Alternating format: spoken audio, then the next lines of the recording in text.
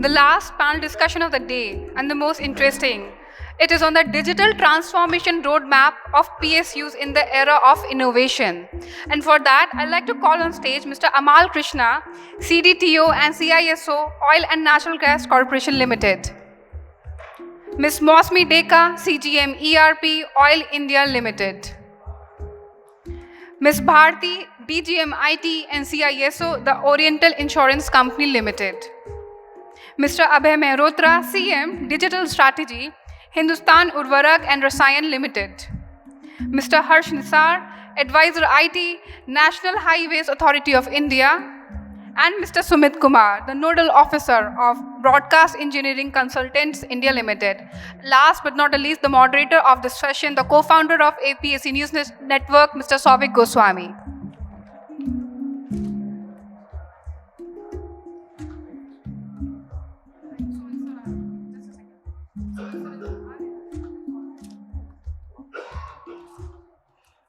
Hi, all of you.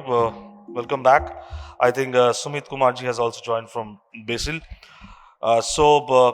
It's the last session of the day, but very important session because the topic itself is actually quite interesting in terms of enlightening all of us in terms of charting out the roadmap of digital transformation in public sectors.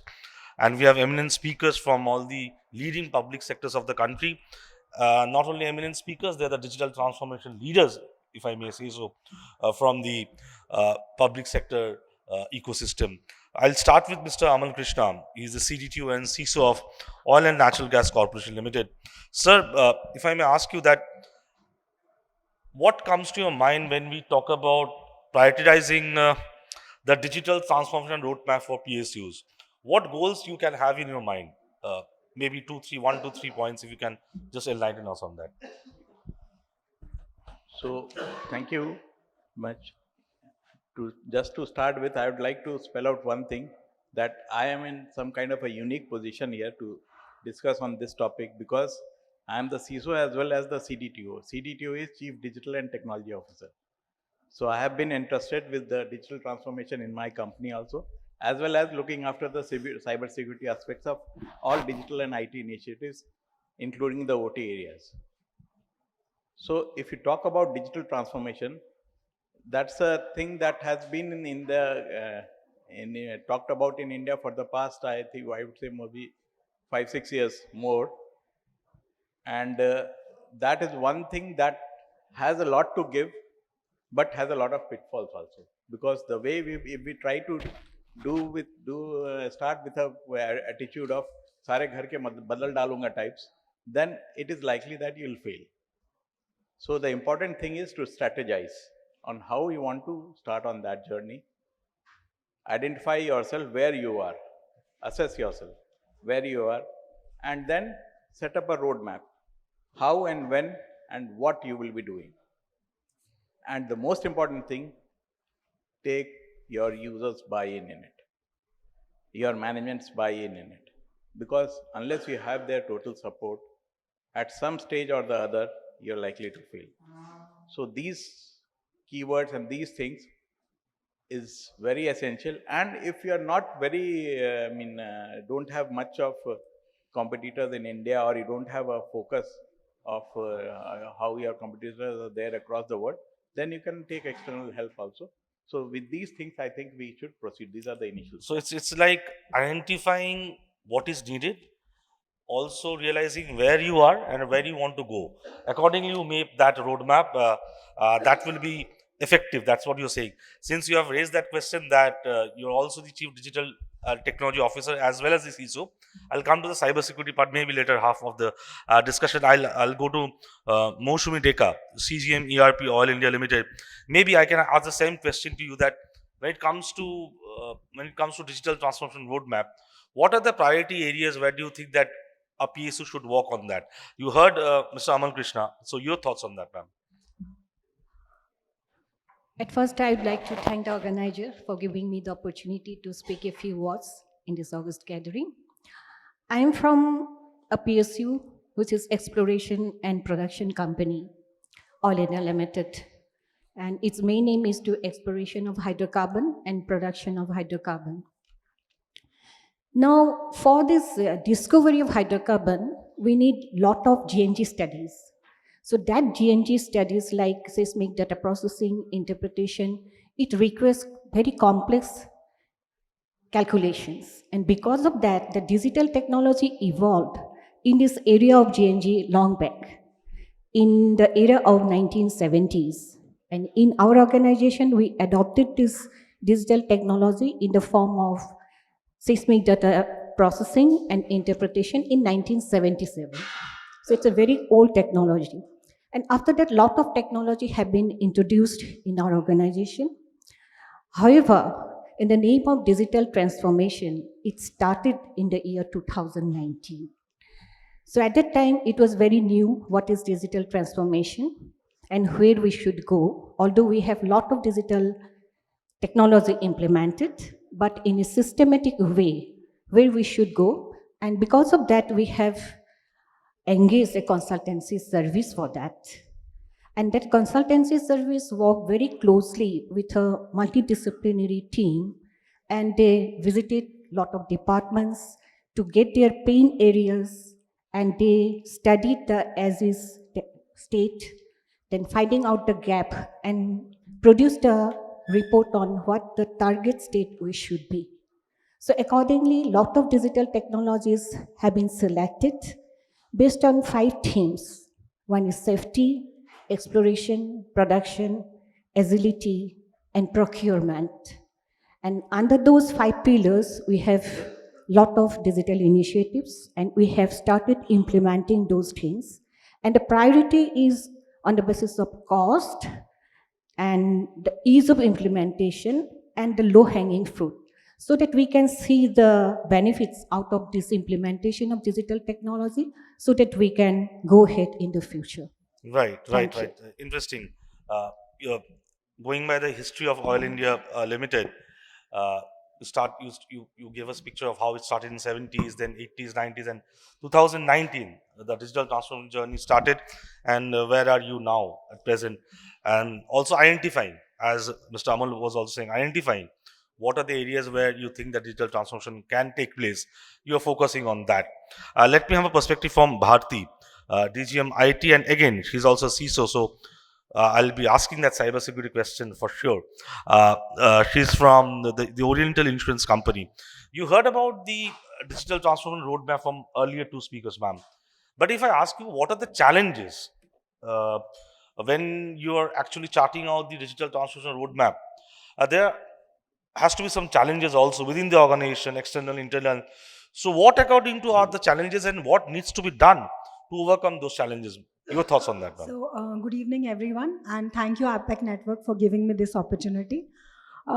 See, PSUs, the very structure of PSU is such that, there are many restrictions and regulatory compliances that one has to go through. So, the first and foremost challenge for any PSU organization would be to take, when you embark on a digitalization journey, you have to ensure that you do not violate any of these regulations, and any strategy that you build has to be within the framework of these regulations. Another challenge that I see in charting out a roadmap for digitalization is a strategy is not very clear in the public sector.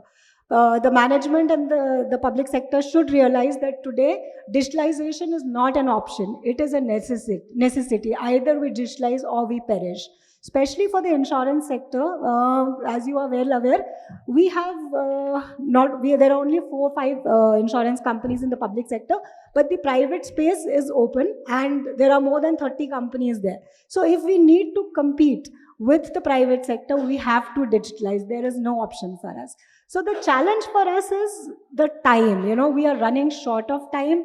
Those companies that have been set up in the early 2000s, they do not carry any legacy baggage in terms of either their customer base or the technological systems that they are carrying. We have legacy systems. So to integrate those legacy systems into the current environment And to fast track that changes, because we are subject to a lot of controls, a lot of processes. So every procurement that we do has to go run through a lot of approvals. So taking those approvals in a fast track manner, and sometimes it happens that by the time we implement a particular project, the relevance of that project is lost halfway. So fast tracking the things, having a clear vision and strategy in place, finding out ways how we can leverage the whatever technology is available to us already, and making the best use of that. And of course, another major challenge, as everybody has been talking about, is the lack of skill set. We do not have that kind of skill set, so we should be in a position to hire that. So those are the major challenges that I see currently. Right. So, if I just chart out what you have said, one is always that apprehension of that whether you are violating any regulation. Number one challenge, we have to understand digital transformation or embracing digital technologies no more than mere option, it's a necessity. And time constraint, whether you're doing it on time, and whether the management or the entire ecosystem has that vision to transform digitally. I think those are the 4-5 points which you have said. I'll take a cue from what Bharati ji has said. I'll go to Mr. Abhay Mehrotra. He's the CM Digital Strategy Hindustan, Urvarak and Rasayan Limited. Abhay ji, your thoughts on that in terms of challenges? Okay, first of all, I would like to thank the APAC Network Group for organizing this event, and also to my colleagues over here. As you said, as challenges, there are multiple challenges which I face. Though our organization is new, I would say a very new organization, but there are challenges. As our fellow member has said that the compliances, the process needs to be enhanced, because since we are using a legacy system as an organization and we have to follow a lot of compliances, so those compliances has to overcome. So we need to ease those compliances, ease those rules and regulation when we go into the digital transformation. The first thing in terms of the digital transformation, we need to assess that. When we say assess the current scenario, assess the current system as of now. So when you do assessment, you chart out the plan, like how you want to do it, because you need to do it in the baby steps, not as overall, like we want in next 2 years we want to be fully automated and fully digitized. So you have to take a baby steps. For that, you have to plan your strategies, get a buying from the management, get a buying from the customer or your stakeholders, because that is more important. Why I'm saying is this, because if you develop a system which is unusable or people are not ready to use that, it is waste of money and time and resource as well. So that is one thing. Another thing is, like, there are challenges because technology is changing so drastically, and if you delay by 1 year to decide something or some technology, it will be of no use. So you have to take technology decision very fast. For that, as I said in the beginning, that you have to have a your management or the board buying in that. So that is one area. And moreover thing is, like, since we talk about the technology, we also need to upgrade our system accordingly, right? Because now I think in the previous panels they talk about the cloud and all. So that is all very important, because you cannot keep abreast with the technology on premises, because you need to have a lot of hardware investment, lot of money investment, and probably you have to maintain that. For that, you need to have a skill required to maintain that. So it is better to go by cloud. However, we have to go with the cloud with the rules and regulation of the government of India, that data should be within data center within in India, and other stuff as well. So keeping these into mind, we need to chalk our strategies and go forward with that. Right. Thank you. So, baggage of legacy system, compliances, processes, we need to also change the mindset. All those things are there. And I'm sure that the way PSUs and government is working towards, lot of challenges are already being addressed. And I also see there are a lot of areas of synergy between the government and industry also to address those kind of challenges that today itself we were having a fireside chat. There also, we saw industry from WhatsApp, they were saying that how they're simplifying things for government. We are also had a presentation today by an officer from DMRC. The way the presentation was done, that it's buying ticket in a metro, it's just a matter of button in your phone. That's it. You don't have to go anywhere. I think back end, whatever technology is being done, but end of the day is all about simplifying processes and ensuring that seamless process is happening. I think that is also very important. Let me have a different perspective from Harsh Nisar, advisor, IT, National Highways Authority of India.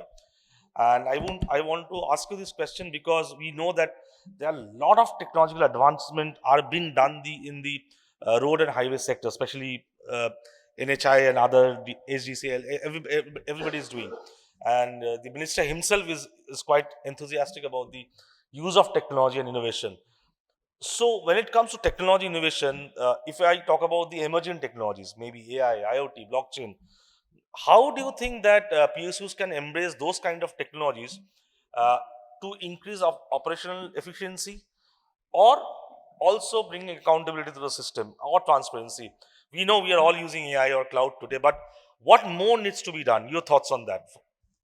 Uh, Thanks. So I have also been a data scientist and I've built my own machine learning models for multiple years within the government. I would say the first thing I would say, while there is ample opportunity to do a lot of emerging technology work within the government, the first risk is to get caught up in the hype cycle.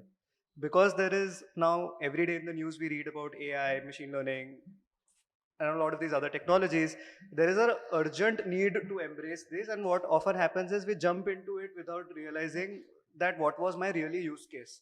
So I would say that to slow down and to think before proceeding with any of these technologies, in the end, these are just tools which are at your disposal to solve a problem. And the other way which is connected to it is to have a little bit of your in-house force which understands all of this. So I used to work in the Ministry of Rural Development before this, and now here, the first task which we do is set up an internal team which is hired on our roles and our data scientists from the private sector and product managers from the private sector. So even if you decide to not build internally machine learning models and are you going to procure it from someone, you need someone who knows what you're procuring. Earlier, it was easy to get away with it because you were, say, procuring an app. And when the app was delivered, you can look at it and you can play around with it and you'll know whether it is correct or wrong. But with a lot of machine learning and other emerging technologies, what you see is not what you get. The vendor might show you one prediction or two prediction, but you need to evaluate them more robustly. So I would say before going in that direction, to invest in capacities and not just upskilling existing officers, but nurturing or getting private sector talent to work for you. And usme there are many challenges because the talent is in high demand. And why would they necessarily want to work for you? So, and we face a branding issue also. So showcasing the use cases, the scale of data which we have, a lot of data scientists would want to work on that. So creating a value proposition and hiring young talent, and we've had a mixed success with it. We've been able to hire IIT graduates out of college or after work to work for us as data scientists. Some continue to stay, some leave when they realize that the work doesn't happen at the speed they would have expected. So I would say the second is obviously hire talent. The third is when creating use cases, it is very easy to end up doing a trophy use case, which looks good and makes everyone feel nice, but doesn't lead to any changes.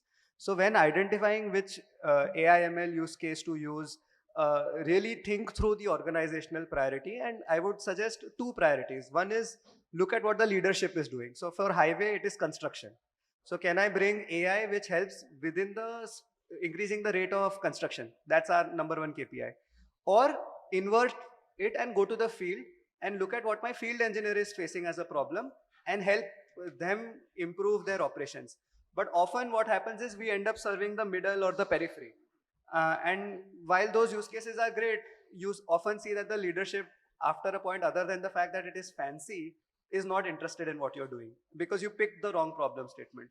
So I would say the third one would be to either go extremely top or go extremely bottom while picking a use case. Interesting. So, so if I may just sum up what you have said, one is that important point you have raised, that not only banking on the use cases, but also realizing whether that use case will be beneficial for my scheme of things or not. That is one important point. And also hiring the right talent. That can be from industry, that can be from government itself. And accordingly, we can think about the next step. I'll come to Sumit Kumar. He's a nodal officer from Broadcast Engineering Consultants India Limited, popularly known as BECIL. I always say that BECIL is it's a tech PSU. It started in the broadcasting sector, then they spread their wings into various domains like cyber security, also everything.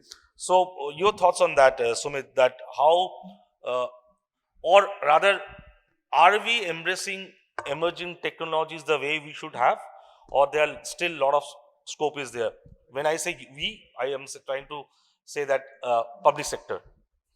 Actually, right now we are going in the era of emerging technology. When after the 22 November 2022, when the Chat GTP is launches, then the revolution of the emerging technology will be started. When we saw the whatever the new emerging technology, it's all the emerging technology. If you link that, it's belong from the data-driven technologies, and it's more about something. When we were focusing on the data driven technology, it's more about the analyzing the pattern, predicting the things. This kind of the things is going on. Right now I cannot say that something like that we are on the saturation level or at the end level. It's the phase is right now is going on the beginning level.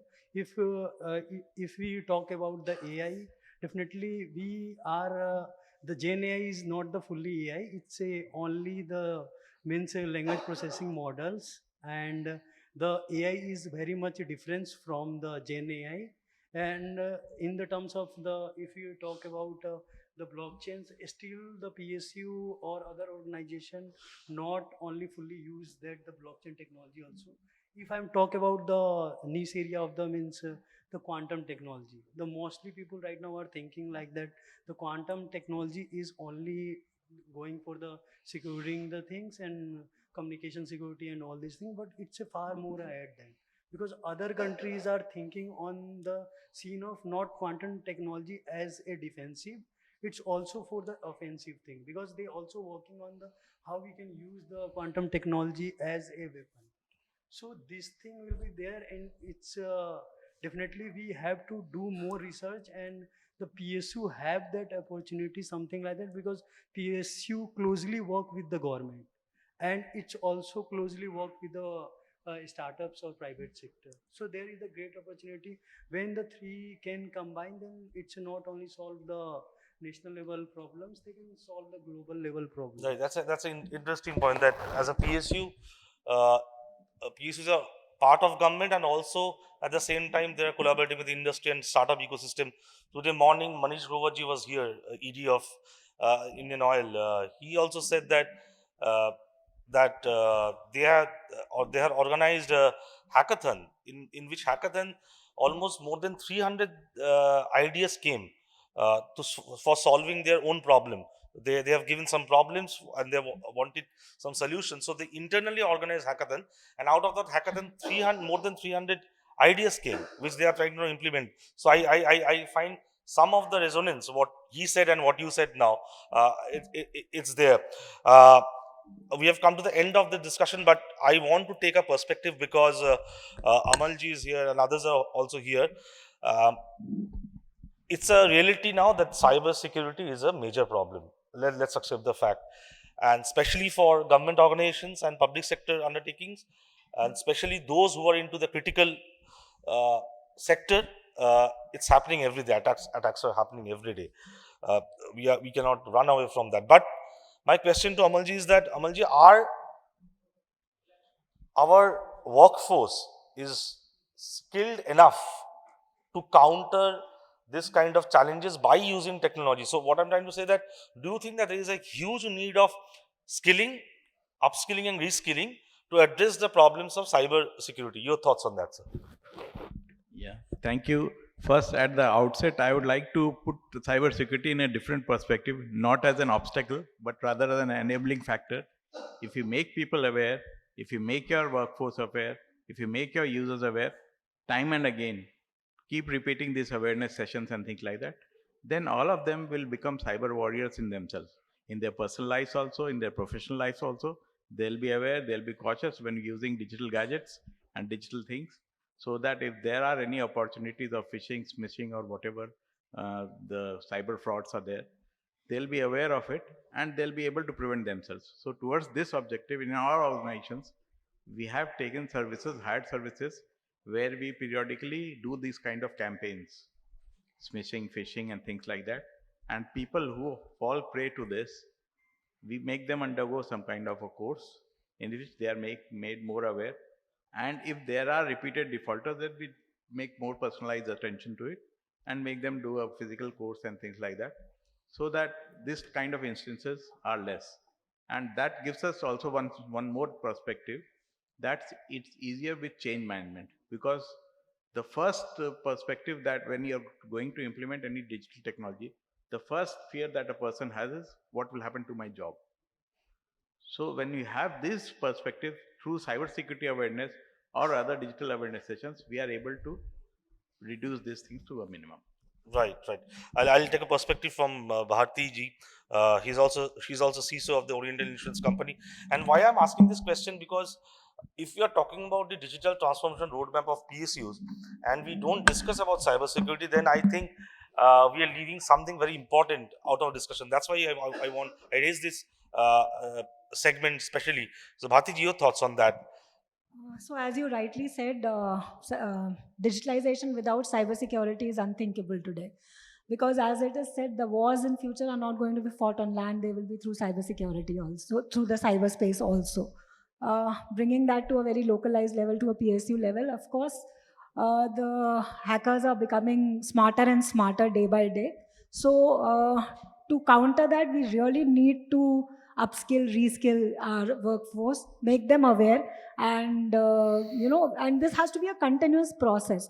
Another big challenge in implementing cybersecurity in the PSU environment is the disconnect between the operating verticals and the IT verticals. The operating verticals think cybersecurity to be a hindrance in doing business. It's from a very small example I'll give you is like, it's as mundane as disabling the USB drives in your system. This is very very minuscule thing, but if you do that, people do not take it very light. In a good sense, they say, oh, I mean, why this is being done. So you have to create that awareness that for every process that you're putting into place, which is restricting maybe on your endpoints, when you disallow surfing certain sites, maybe it's Facebook, maybe it's YouTube, maybe it's Google, even the laptops that you are issuing to your employees, when you encrypt them, when you make them tighter, people don't appreciate that, because they think once a laptop has been given to you or a system has been given to you, though it belongs to the organization, you can keep your personal data on that and do whatever you want to with them. So to ensure that you bring that awareness to them, that it is for the organization's benefit, and if the organization would benefit, the employee would benefit. And any cybersecurity tools that you employ have to be done in a very seamless manner, so that there is no disruption in the operating processes that you are having, and any changes that you want to have in the operating processes have to be done in a very gradual manner, in a very so that people don't feel the pinch. So the more you make them aware with use cases, actual, and if there is any incident in the organization, we tend to underplay that. On the contrary, we should bring it to the notice of the employees, so that they understand that yes, this is a threat that my organization is facing, and and then we can educate them as to how it could have been prevented. So I think that is a very important thing to enhance the cybersecurity in the PSU sector. Right. Abhay Mehrotra, quickly, your thoughts on this?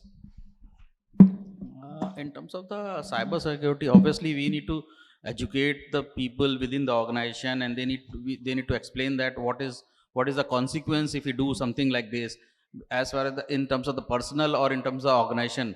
So they need to educate them. We need to, because generally we conduct sessions with our users, especially because we are into the manufacturing, so we also do this session in our plants, because they are not much aware of the IT and all. So we make sure that all of them are educated, imparting the learning session to them, and giving them some notes and all, so that they can be aware, and they should avoid these things as a cyber security threats to us. We also, as an IT team, We also do lot of antiviruses, lot of DDoS, anti-DDoS things we apply in our system. Firewall, we do it in an organization to make sure that our network and our systems are secured enough. Right, Yeah. right. And quickly, I'll take a perspective from Harsh Nisar, advisor IT, NHI. Um, Defensive AI versus offensive AI. Is that the future I think from the government or public sector's perspective? I'm saying. if you're pointing towards adversarial uses of AI, I think it would be closely linked to the previous discussion on cybersecurity. Um More and more, often when we are building also machine learning solutions, it becomes a cat and mouse game. We would build a machine learning solution to, say, find fraud, and then the person who we're trying to catch is sort of also gaming the system and playing around, has an idea of what the machine learning system is looking at and tries to specifically hide that and doing that. So that's one particular form of cat and mouse or sort of an adversarial system which is happening. But also all the attack vectors which the previous panelists were talking about will also be supercharged with the help of AI, right? The simplest example is phishing. With generative AI and LLMs, the content of phishing emails can be so fine-tuned that it's more easier to end up falling for them. Earlier, someone is writing a phishing mail. In our organization also, they keep sending these mails. They do a phishing mock drive in which they say transfer posting orders posted. You click it, you have to log in, and your password goes away, and then they will call you saying, what are you doing? But imagine you use LLMs to now draft more human sounding emails, and you cater those emails to individuals. Instead of sending the same message to the whole organization, sending to me, writing the LLM to say something to the advisor IT, sending it to DGM, CGM, other people, and the likelihood of you falling for them will increase. So I think all the attack vectors are also now going to scale or amplify because of generative AI. Right. Sumit, Kumar, quickly your thoughts. I can say when we are thinking about when I can say that the thinking for the digital is same, we have to think for the cyber security also, because the main reason is something like that. If you analyze the what of the pattern of the hacker is something like that, and why it's important for the PSU, because PSU have the most important data for the national levels also. So the mostly state sponsor hacker is looking for that type of the data, and they also knows that there is the many resistance toward the transformation of the digital transformation. So this thing will be there. And the main thing, if I can say also, on the when we are talking about the AI for the and AI for the defensive and offensive in the both the sector, then then definitely it's AI can going to play the main role, because when the cyber, just assume there is the cyber criminal, when we are finding in searching for the cyber criminals, we have to find out the person where the attacks is going from. And when the AI come into the picture, there is no need of the person, then single system can conduct that attacks. And we also have that much of potential to detect that attack and also have to respond that attack. So definitely we need not at the attacker level, we need much more advanced AI chatbots, all these things to do the analysis and detecting of the whatever the attacks going. Right. Thanks. I'll take a perspective from Mousumi, Deka, CGM, Oil India Limited. But a different question that, and we'll end with that. Ma'am, when we are talking about the digital transformation roadmap, where do you see 5 years down the line, Indian public sector as a whole is moving? What are the future trends that you think that will be embraced by the public sectors in this country? Maybe 1, 2, 3 points. Quickly, ma'am. That emerging technologies like, say, AI, IoT, then machine learning, as well as cloud computing, those emerging technologies we have implemented in pilot basis also. And we have found that those are the benefits, and in the future trend, in this era, it will continue. In our case, say AI, we have implemented as a pilot for our reservoir modeling for GNG studies. Generally, it takes around 6 months, but In a pilot project, we implemented and we found that it reduced the time. So this will continue. For IoT devices with machine learning, we have implemented in our machinery, say gas compressor station. So the proactive measures can be taken because instead of reactive, now we are becoming proactive. Right. That is one thing, and it will continue. And for the cloud computing, we found that buying the servers, then the silicon chip scarcity is still there. It is difficult to procure and implement. Then scalability and all of those are not there. Now we are moving ahead with the cloud computing. And the recent big jump is that we are going ahead with the SAP, Rise with SAP, that is totally in the cloud. Right, Yeah. right, Thank right. you. Thank you so much. Thank you so much, all of you. So, if I may sum up the last half an hour's discussion, I think 2-3 points have emerged. One is that first we need to identify where we are, where do we want to go, and accordingly create our digital transformation roadmap. Secondly, we can bank on use cases, but we have to identify whether that use cases can be incorporated according to my scheme of things.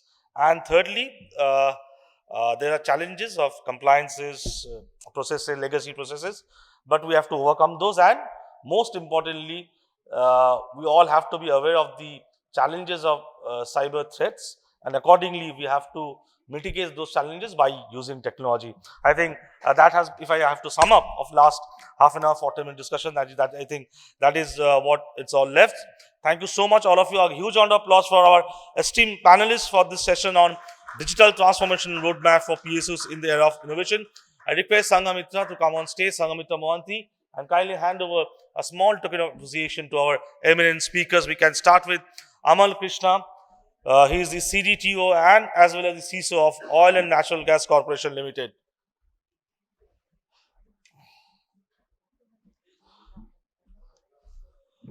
Can we have a huge round of applause for Amal Krishna from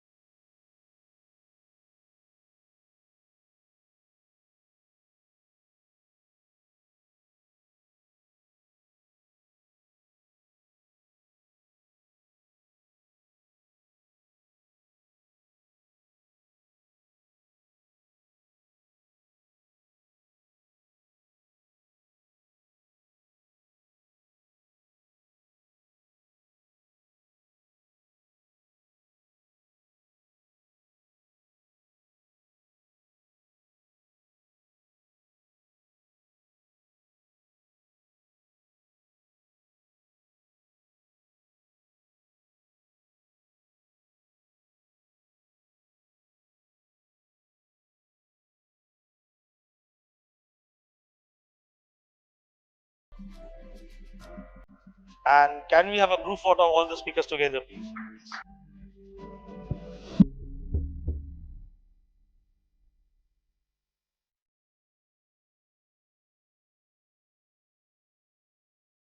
To the end of the third edition of PSU Tech Conclave organized by APAC News Network, which is presented by Iron Mountain and supported by WhatsApp as the gold partner and exhibitor Newsoft.